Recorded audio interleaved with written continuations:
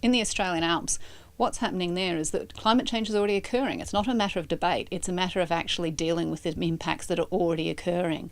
So, for example, we've already found that there's a 30% reduction in overall snow cover that's happened in the last 50 years. And for spring, where we are at the moment, it's actually a 40% reduction.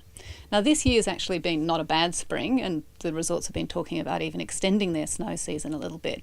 But that's going to become less and less common, and it already is. This is exceptional now, rather than ordinary, which it was 20, 30 years ago. We've found for just 6 of the resorts, when they're making the amount of snow that they're going to have to make by 2020 is equivalent to the water consumption of Canberra. And so now the debate is not whether climate change is happening, it's the best way to adapt to it.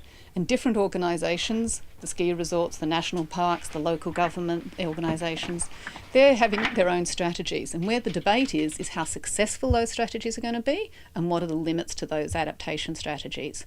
So, for example, ski resorts, it's snowmaking, but then you've got the problem is it gets more expensive, not enough water. Summer tourism, that's really good, but you have to watch the fires. For the national parks, it's how do you try and conserve these animals? Because the difficulty is we don't have very big mountains and there isn't anywhere for those animals and plants to migrate to. And that's why this is actually one of the most sensitive alpine areas in the world to climate change, just because they're not very big.